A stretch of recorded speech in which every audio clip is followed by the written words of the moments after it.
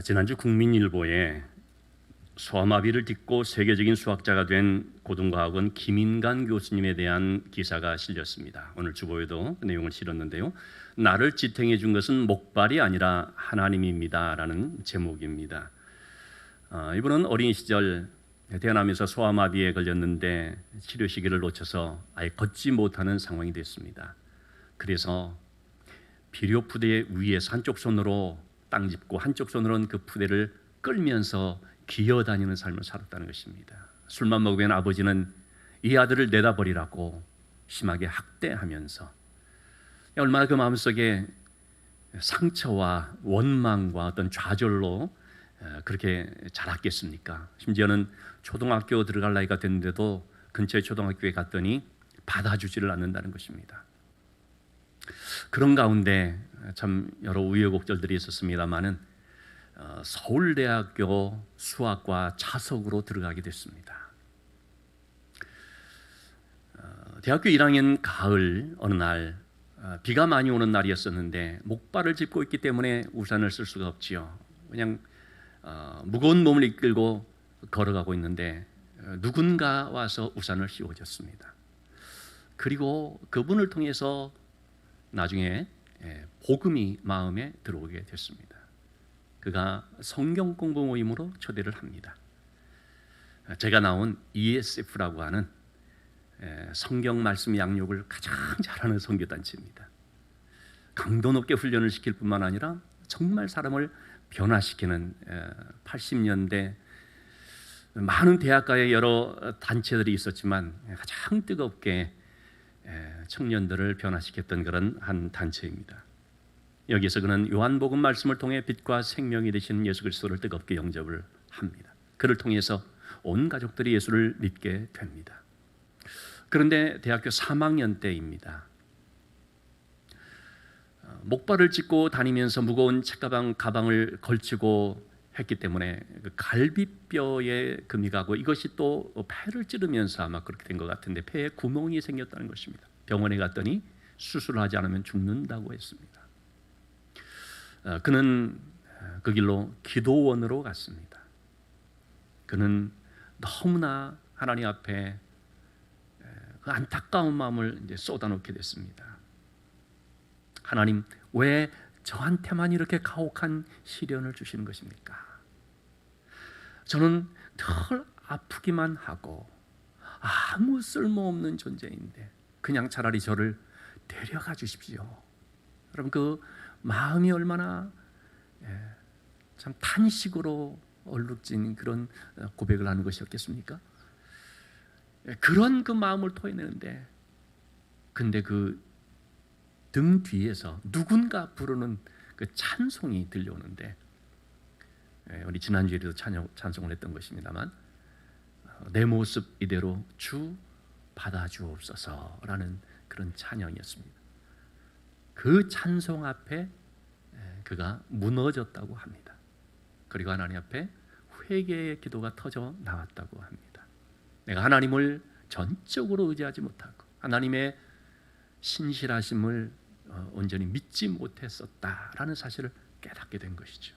그래서 그는 그 자리에서 이제는 정말 하나님께 모든 주권을 맡기고 하나님의 통치를 인정하고 온전히 신뢰하기를 원합니다라는 고백을 합니다.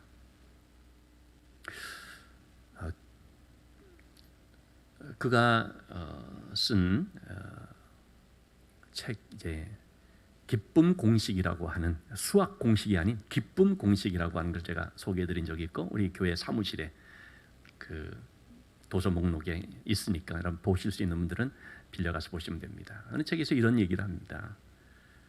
하나님은 육신을 의지하지 않는 법을 나에게 가르쳐 주셨다. 나는 아파서 누워 있으면서 기도하는 법을 배웠고 말씀 읽는 법을 배웠고 고통 가운데서도 하나님께 찬양하는 법을 배웠다라고 말합니다. 여러분 우리는 시련을 만났을 때 믿음이 흔들리기가 쉽지요. 그런데요 고난 앞에서 믿음이 흔들리는 사람만 있는 것이 아닙니다. 오히려 그 고난 때문에 믿음이 더 깊어지는 사람도 있습니다. 우리는 오늘 그것을 배우고자 합니다. 본문의 말씀은 바벨론 포로 생활 가운데 있는 유다 백성들에게 주시는 하나님의 소망의 말씀입니다. 1절 말씀에 보면은요, 너희가 유다 땅에서라는 표현을 씁니다. 즉 포로의 시기가 끝나고 그 바벨론 땅에서부터 유다 땅으로 돌아오는 날이 있다는 것입니다. 이 유다 땅에서 해방의 기쁨을 맛보면서 하나님의 구원을 노래하는 날이 있다는 것이지요. 하나님은 그런 노래를 부를 수 있도록 이 백성들에게 긍휼을 베풀어 주시며 능력을 베풀어 주시며 승리를 주신다는 말씀인데, 어떤 노래입니까? 우리에게 견고한 성읍이 있으며, 우리에게 견고한 성읍이 있으며. 여러분, 이것은요 단순히 그냥 수식적으로 말하는 것이 아닙니다. 아주 뼈저린 그런 경험이 녹아있는 말씀이라고 할 수 있습니다. 견고한 성읍이 있으며, 그 전에 성읍이 어땠습니까?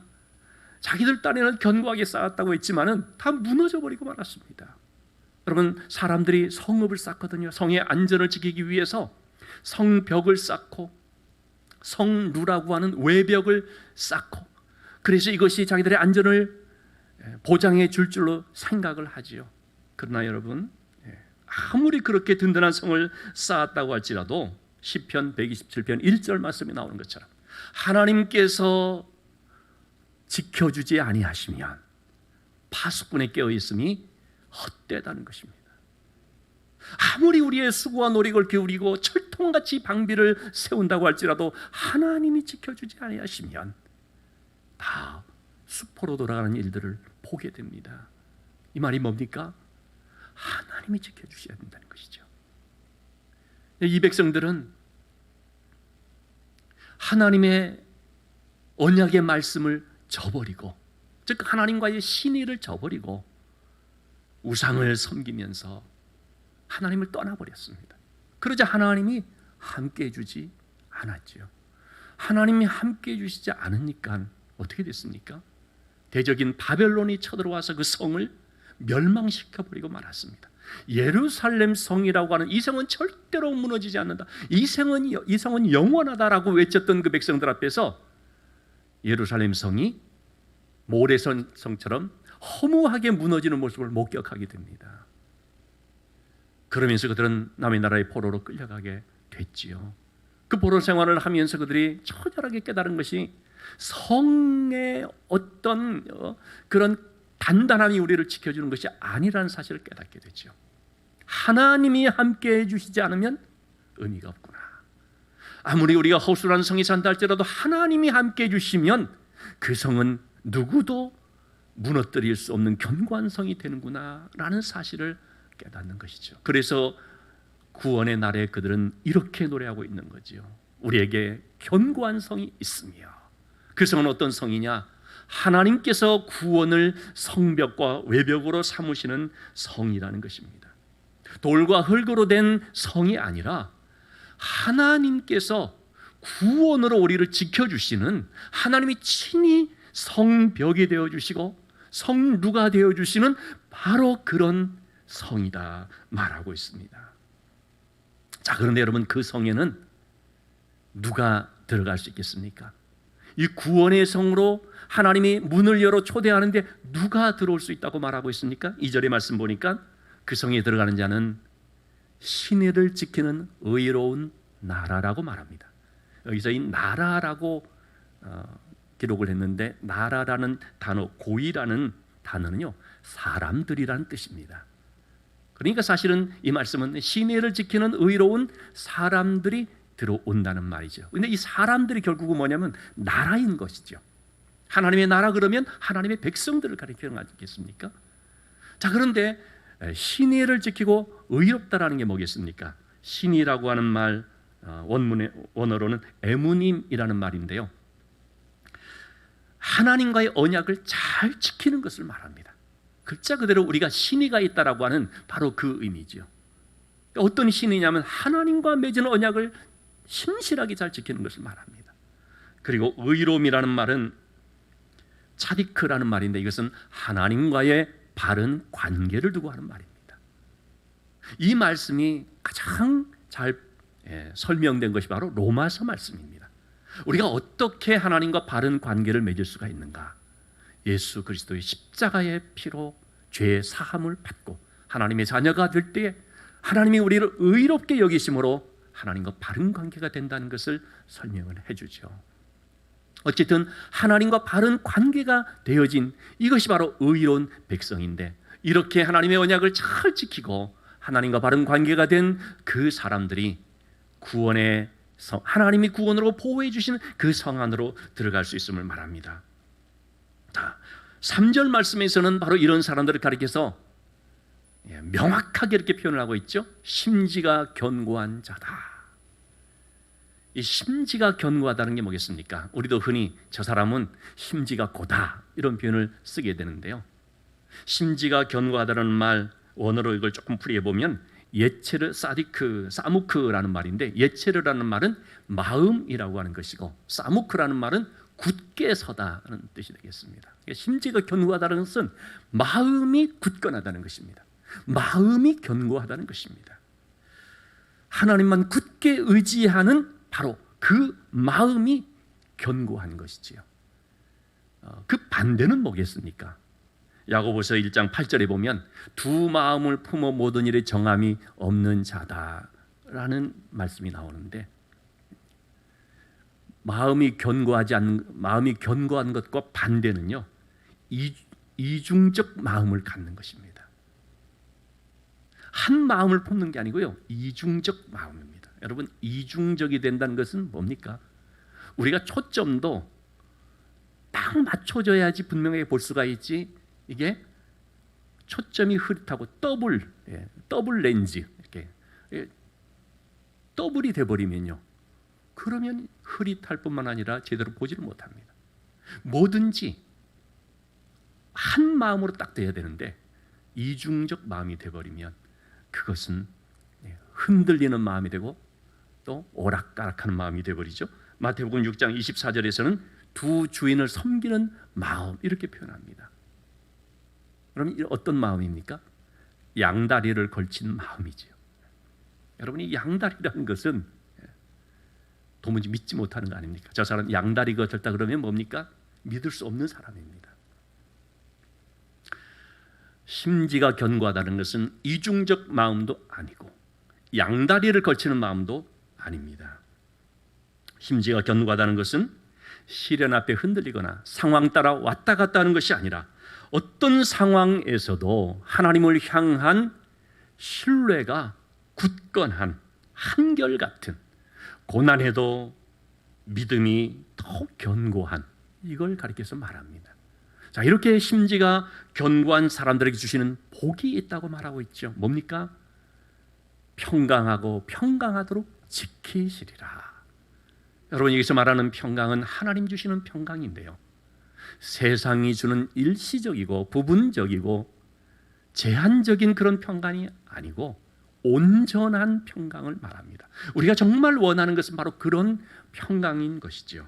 근데 이런 평강은 누구에게 주어집니까? 이는 주를 신뢰함이니이다. 하나님을 온전히 신뢰하는 사람들에게 주어지는 거죠.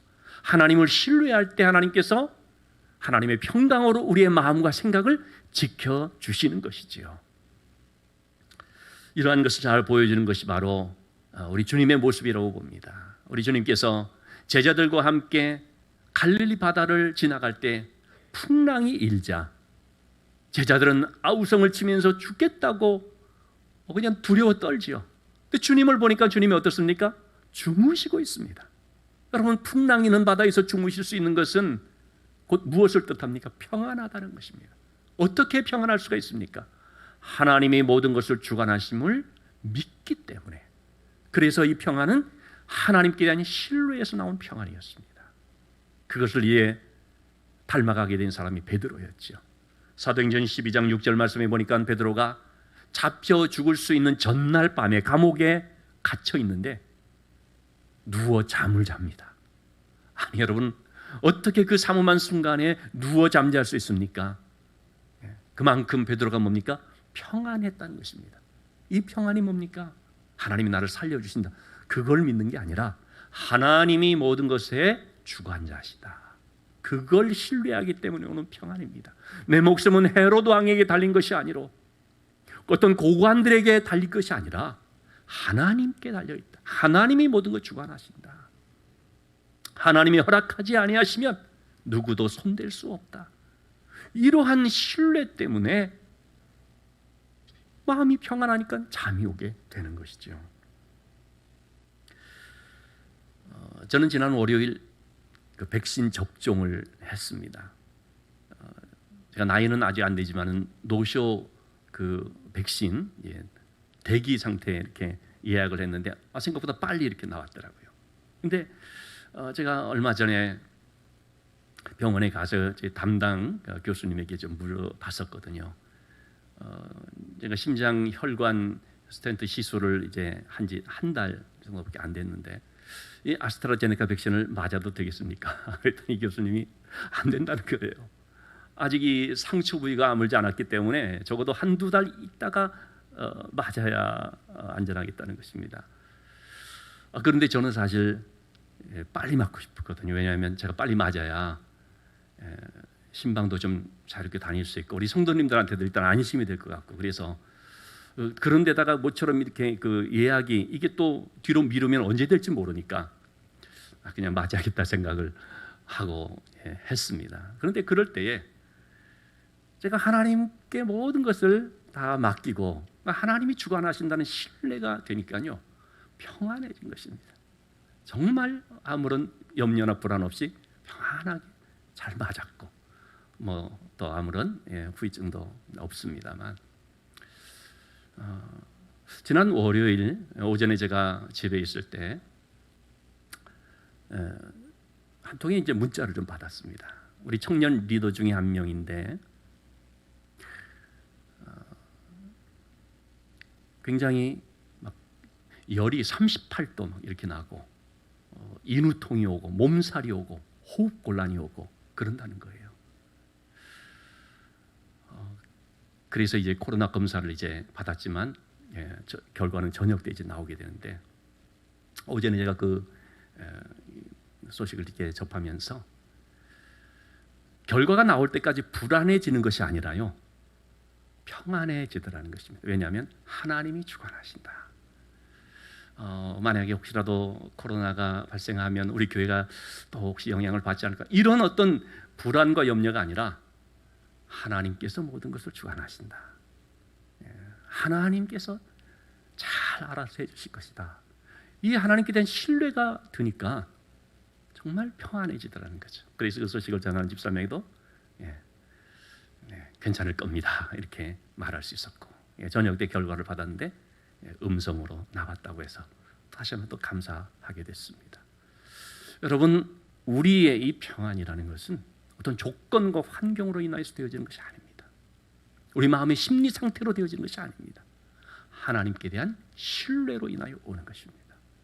하나님은 정말로 나의 하나님으로 나의 모든 것을 주관해 주시고 내 삶을 합력하여 선이 되게 해주시는 통치자 되시는 하나님을 정말 믿는다면 여러분 우리는 그 하나님으로 인하여서 평강하고 평강하도록 지켜주심을 체험하게 되는 줄로 믿습니다. 우리가 하나님을 신뢰하지 못하면 어떤 문제가 생길까요? 마귀가 주는 불안에 시달리게 됩니다. 마귀는 계속해서 우리의 마음을 불안으로 주관하려고 합니다. 작은 소식에도 불안하고. 그래서 여러분 우리가 이러한 마귀의 불안을 벗어나서 우리의 믿음, 우리의 삶이 요동치지 않는, 흔들리지 않는 평안함을 갖기 위해서는요 하나님을 온전히 신뢰해야 되는 것이죠. 그래서 4절 말씀이 뭐라고 말하고 있습니까? 하나님을 신뢰하는데 영원히 신뢰하라. 여기서 말하는 영원이라는 것은 오래 길게 이 뜻이 아니고요 매 순간순간 항상 이 뜻입니다. 끝까지 하나님을 신뢰하라는 것이죠. 왜냐하면 하나님이 영원한 반석이기 때문에.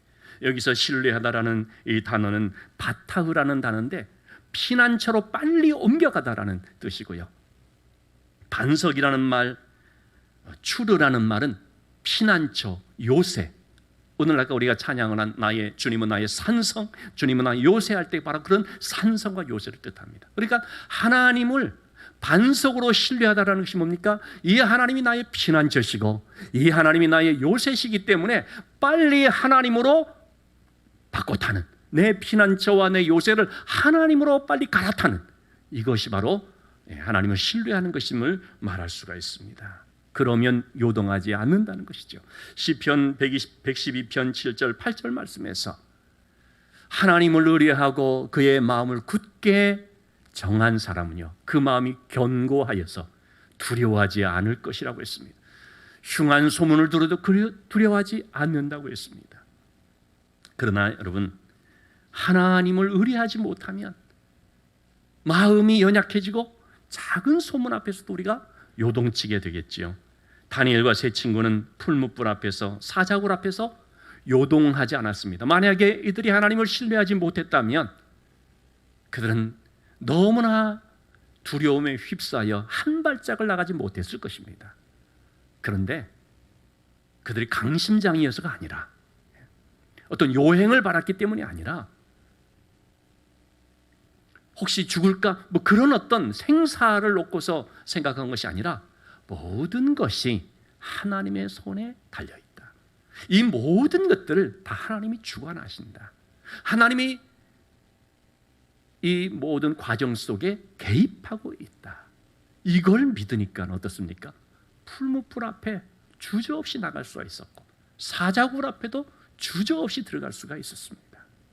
하나님이 모든 것의 주관자시다라는 믿음, 즉 하나님에 대한 신뢰 때문에 흔들리지 않았던 것이죠. 자, 여러분, 우리도 어떤 상황에도 요동하지 않으려면 바로 이렇게 하나님을 찾고 의지하면서 믿음이 더욱 견고해져야 되는 것입니다. 그것은 주님께 믿음의 뿌리를 깊이 내리는 것입니다. 골로새서 2장 6절 7절 말씀에서 그 안에서 행하되 그 안에 뿌리를 박으며 그랬습니다. 여러분, 왜 이것이 중요할까요? 우리가 예수 믿고 구원받아서 새 생명 얻었으면 그걸로 끝나는 것이 아니기 때문입니다. 새 생명 얻었다 할지라도 자라가야 되고 강건해져야 됩니다. 예수 믿는다고 하지만 연약한 가운데 있을 때가 얼마나 많습니까? 예수 믿는다고 하는데 10년, 20년이 지나도 어린애같이 그 수준에 머무를 때가 얼마나 많이 있습니까? 우리가 성장해 간다는 것은 믿음이 강건해지는 것인데, 그것은 바로 뿌리에 달려있는 거죠. 믿음의 뿌리가 약하면 쉽게 넘어집니다. 지난주에는 씨 뿌리는 비유, 길가밭에 대한 말씀을 좀 드렸는데, 씨 뿌리는 비유에 대한 두 번째 밭이 돌밭이죠. 마태복음 13장 5절 6절의 말씀 보면 이 돌밭에 대해서 말씀이 나오죠. 처음에는 좀 심어졌습니다. 싹이 나옵니다. 그러나 해가 돋은 후에는 말라버리고 맙니다. 왜 말랐습니까? 뿌리가 없으므로. 자, 이 말씀을 20절 21절에서 이렇게 설명을 해주고 있죠. 돌밭에 뿌려졌다는 것은 말씀을 듣고 즉시 기쁨으로 받았다는 것입니다. 그런데 그 속에 뿌리가 없으니까 잠시 견디다가 말씀으로 인한 환난이나 핍박이 일어났을 때에 곧 넘어지는 자요. 말씀을 통하여서 받은 기쁨이 있었는데 그 기쁨이 반짝 기쁨이었습니다. 말씀을 통하여 받은 깨달음이 있었는데 그것이 잠시 있던 것이었습니다. 오래가지 못하고 금방 넘어져 버리고 말았습니다. 왜 그랬는가? 뿌리가 없어. 여러분, 싹이 나긴 했지만 뿌리가 없으면 오래가지를 못합니다. 우리 하나님의 자녀들이 믿음으로 세상을 살아가고자 할 때 이 세상에 불신앙의 환경들과 부딪히면서 여러 가지 고난들이 있을 수가 있지 않습니까? 믿음이 좋다는 것은 뭘까요? 바로 그런 것들을 이겨나가는 것입니다. 그런 것들을 피해 나가는 것이 아니고 그것들을 마주하였을 때 이겨나가는 것을 말합니다. 그래서 여러분, 고난은요, 우리의 신앙을 빼앗기도 하고 또는 우리의 신앙을 더 자라게 하기도 합니다. 여러분, 잘 기억하시기를 바랍니다. 우리의 삶에 있어서 형통이라고 하는 것은 아무런 고난이 없는 것을 말하는 것이 아닙니다. 여러분, 그렇게 하려면 우리가 이 세상을 떠나야죠. 아무런 문제 없고 아무런 염려가 없고 아무런 갈등이 없는 그런 사람은 오직 공동묘지밖에 없습니다. 우리가 숨을 쉬며 생명을 가지고 살아간다는 것은 여러 가지 환경들을 만나게 되는 것을 말하죠. 그런데 문제는 이러한 고난을 만났을 때 어떤 사람은 흔들려 넘어지고 믿음을 잃어버리기도 하는데 어떤 사람은 오히려 그것 때문에 더 믿음이 자라가더라는 것입니다. 그 차이가 뭡니까? 뿌리입니다. 뿌리가 약하면 시련 앞에서 속절없이 무너지죠. 하나님을 향한 의심과 실망으로 하나님에 대한 신뢰가 약해져서 넘어지는 것입니다. 그러나 뿌리가 깊으면 시련을 만났을 때 오히려 하나님 앞에 더 엎드리며 하나님의 말씀을 더 의지하며 믿음의 뿌리가 더 깊이 심어지는 것을 볼 수가 있습니다. 그래서 여러분, 믿음이라고 하는 것은 온실 속에서 자라는 것이 아닙니다. 믿음은 시련을 통과하면서 시련을 이겨내면서 뿌리가 깊어지고 강건해지는 것입니다.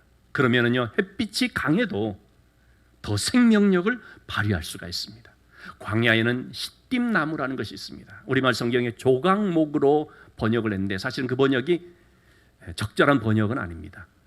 중국 한자 성경에서 조각목으로 번역을 했는데 그것도 자기들 중국 땅에 있는 조각목하고 비슷하게 생겨서 그렇게 번역을 했다고 합니다. 사실은 시띠나무, 아카시아과에 속하는데 우리 아카시아가 아니고 미국이나 그런 데 있는 아카시아, 좀 다른 아카시아입니다.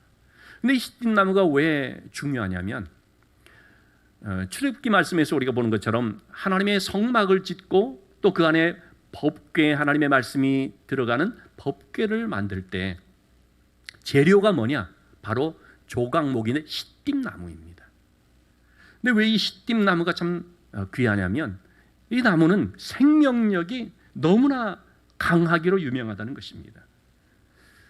겉으로 보면 볼품없어 보이지만 뿌리가요, 땅속 50m에서 60m, 어떤 분은 100m라고까지 얘기를 해요.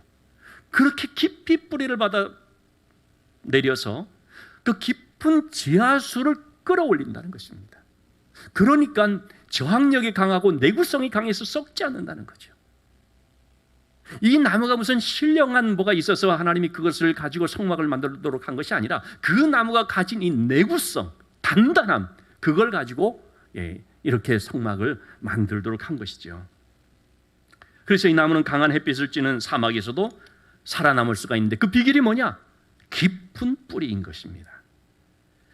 여러분, 우리가 사막 같은 이 척박한 환경 속에서 생명력 있는 신앙으로 살아가려면 우리에게 필요한 것이 뭡니까? 뿌리인 것입니다. 믿음의 뿌리. 이 뿌리가 견고해져야 되는데 그러려면 믿음의 뿌리를 깊이 내려야 됩니다. 여러분, 믿음의 뿌리를 깊이 내리지 않고요, 땅 위로 나타나는 보여지는 것, 이런 것만 신경을 쓰게 되면 줄기가 부실하고 열매를 맺지를 못합니다. 광야를 읽다라는 책이 있습니다. 한번 소개해드린 적이 있습니다. 이진희 목사님이라는 분이 쓰신 책인데 여기에는 LA에 사는 한 목사님의 일화를 소개합니다. 이분이 사과나무 묘목을 뒤뜰에 심었다고 합니다. 그런데 5년이 지나도록 열매가 안 열리더라는 거죠. 이게 왜 그런가? 제가 알고 봤더니 그 캘리포니아 지방에서는 사과나무가 잘 안 열린다는 것입니다. 이 사과나무는 시간이 지나면 저절로 열매가 맺어지는 것이 아니라 뿌리가 땅 속에서 영하 500시간을 지나고 난 뒤에 열매가 맺어지는데 캘리포니아 지방은 춥지가 않거든요. 항상 포근한 그런 날씨죠. 그러니까 10년이 가도 열매를 맺을 수 없다라는 사실을 알게 된 것입니다. 참뿌리가 얼마나 중요한가 생각할 수가 있지요. 여러분, 상처를 견뎌낸 자만 아름다운 진주를 맺을 수가 있습니다. 온갖 어려움을 이겨내면서 뿌리를 내릴 때에만 거기에서 열매가 나온다는 것입니다. 뿌리가 깊으면은 어려움이 와도 끄떡이 없는 것이지요. 여러분, 바람이 불면은요, 나무는 쓰러지지 않으려고 뿌리를 더 깊이 내린다고 합니다. 우리도 그래야 되는 것입니다. 우리가 지금 참 어려운 시기를 지나가고 있는데 시련의 바람이 불어올 때 우리가 넘어지지 않기 위해서라도, 살아남기 위해서라도 우리는 믿음의 뿌리를 더 깊이 내려야 되는 줄로 믿습니다. 그 시련의 바람 앞에서 나 죽겠다, 못 살겠다 이런 게 아니라 쓰러지지 않기 위해서 하나님께 더 깊이 뿌리를 내리는 이 견고함이 우리에게 필요하다는 것이지요. 그러기 위해서는, 이 말씀의 뿌리가 깊이 내려지기 위해서는 필요한 게 뭘까요? 말씀 묵상입니다. 시편 1편 1절에서 3절의 말씀 보면 복 있는 사람은 어떤 사람인가? 그는 시냇가에 심은 나무와 같다고 말하고 있습니다. 철을 따라 열매를 맺고 잎사귀가 마르지 아니함 같고 하는 모든 일들이 다 형통하다. 하나님이 함께 주신다는 말이죠. 자, 그런데 이러한 사람은 어떤 사람이라고 말하고 있습니까? 2절 말씀에서 오직 여호와의 율법을 즐거워하며 그의 율법을 주야로 묵상하는 자로다. 어떻게 시냇가에 심은 나무처럼 뿌리 깊이 될 수가 있느냐? 하나님의 말씀을 즐거워하고 그 말씀을 주야로 묵상할 때에, 그 말씀을 묵상하는 것이 말씀에 뿌리를 내리는 것이 되어서 시간이 지나면서 어떻게 됩니까? 믿음이 견고해진다는 것입니다. 믿음이 견고해지면 두렵지가 않습니다. 가뭄이 와도 두렵지가 않습니다. 사막의 환경 속에서도 염려하지를 않는 것입니다. 왜? 뿌리를 이미 강변에 뻗어 있기 때문에. 지난 새벽 기도 때 제가 소개해드린 내용입니다. 몇 년 전에 미국의 애틀랜타에 사는 윌리 마일릭이라고 하는 10살 난 소년이 있었는데 집 앞에서 납치가 됐습니다. 유괴범들이 그를 차에 태우고 끌고 다니면서 이제 그 집으로 전화해서 돈을 요구하는 것이죠. 보통 애들 같으면은 10살이니까요. 얼마나 어립니까? 두려움에 떨면서 막 울고 할 텐데, 얘는 놀랍게도요.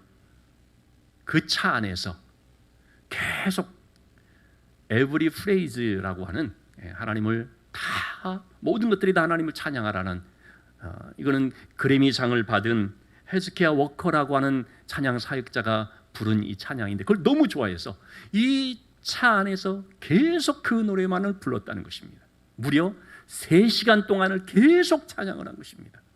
유괴범들이 얘를 막 그냥 위협하고 협박하면서 그만 못하게 시도를 했지만 얘는 전혀 거기에 흔들리지 않고 계속 찬양을 한 것입니다.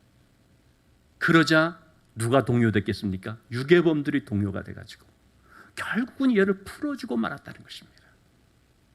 이게 미국의 NBC 방송에 보도가 되면서 쫙 이제 알려지게 됐는데 얼마나 많은 사람들이 감동을 받았는지 모르죠.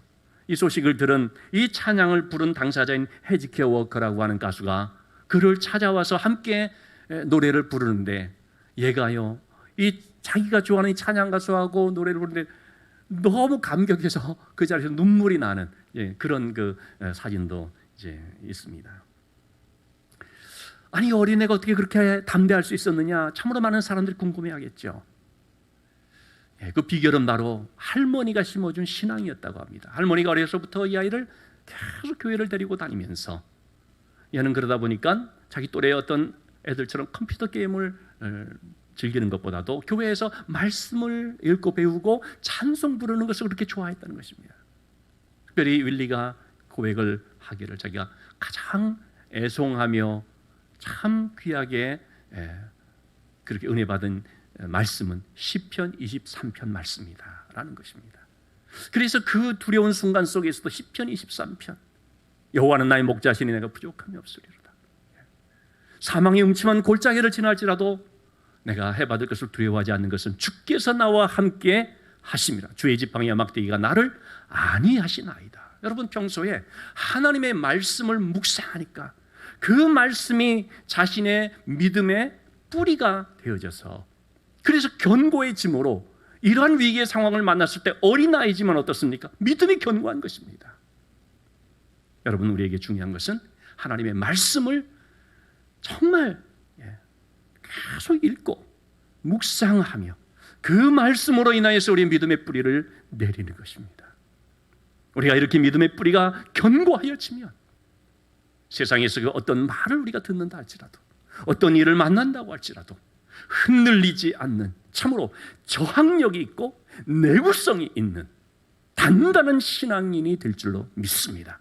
그런 하나님의 사람들로서 세상을 이기며 또 하나님 앞에 귀하게 쓰임받는 삶이 될 수 있기를 주님의 이름으로 축원합니다.